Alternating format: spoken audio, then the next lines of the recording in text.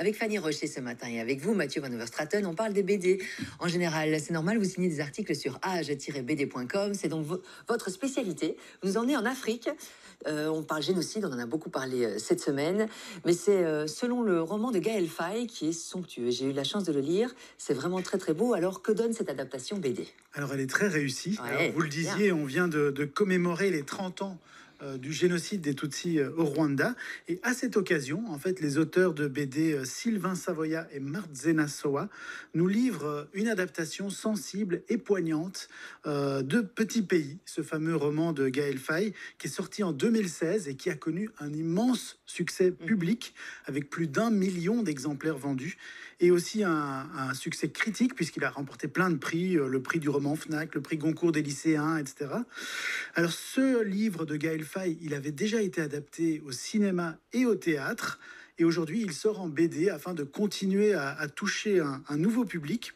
Et en fait c'est Gaël Faye lui-même qui a choisi ces deux auteurs, donc Sylvain Savoya et Martzena Sowa, pour mettre en image son récit. Alors pourquoi est-ce qu'il les a choisis eux?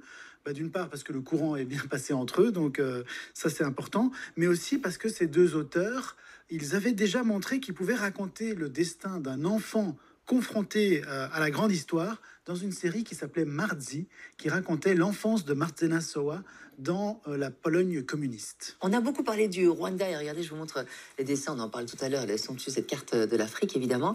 Mais sauf que Petit Pays, ça démarre au Burundi, oui, si je me tout à souviens fait. bien. Donc Oui. Gaël Faye, quand il était petit, il habitait à Bujumbura, qui est la capitale du Burundi. Et effectivement, c'est là que se déroule la majorité de l'histoire de Petit Pays. Le Burundi, qui était à l'époque un vrai petit coin de paradis pour Gabi, le personnage principal de cette histoire, et sa sœur Anna, qui ont un père français et une mère rwandaise. Oui. Et Gabi, au début de l'histoire, il vit la belle vie. C'est un enfant qui profite de son enfance avec ses copains du quartier.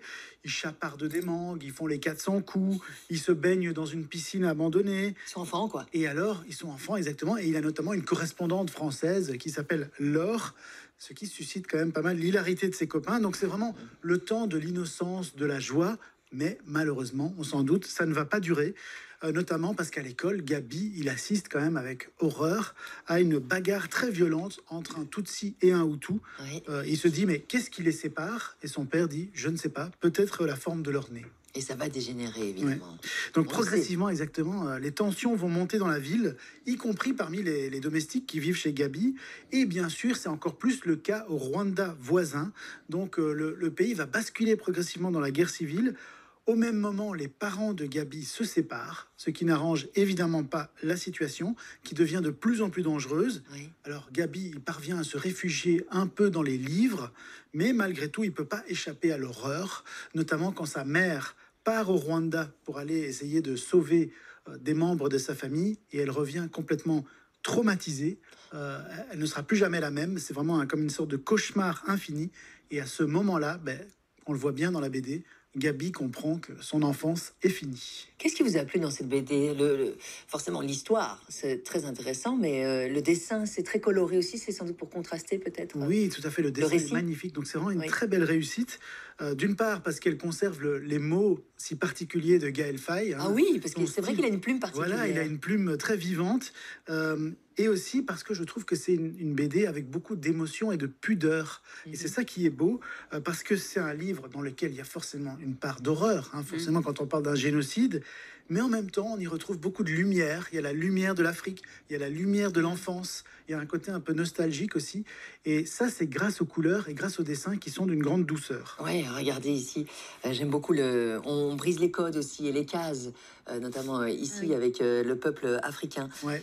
C'est pas trop éprouvant quand même comme récit. C'est pour quel C'est un public? petit peu éprouvant, mais justement, je disais qu'il y a ce côté quand même assez lumineux, assez tendre, qui contrebalance un peu. Et puis alors surtout, ce qui est intéressant, c'est d'avoir l'avis de Gaël Faye sur cette BD. Il faut savoir que Gaël Faye, il avait envoyé des tas de photos au dessinateur Sylvain Savoya pour qu'il puisse s'imprégner des lieux. Oui. Et quand il a lu la BD, il dit lui-même qu'il a ressenti des émotions très intenses parce que quelque part, il a reconnu sa maison d'enfance, il a reconnu ses parents, il a retrouvé les atmosphères du Rwanda, du Burundi. Et donc, ils ont vraiment trouvé le bon équilibre et le bon ton dans cet album pour aborder le génocide tout en restant dans l'humanité. Petit pays aux éditions Dupuis. C'est vraiment un bel ouvrage à se procurer, je trouve. Et si vous n'êtes pas très BD, mes bouquins, le livre de Gaël Faye est exceptionnel également. Nous avons un heureux gagnant ou une heureuse gagnante au téléphone qui repart avec les 2 BD dont Mathieu nous a parlé ce matin. C'est une autre Sarah. Bonjour, qui est là? C'est Sarah qui est là alors. Bonjour Sarah. Ah oui, c'est Sarah, bonjour. On est bien quand même hein, entre Sarah.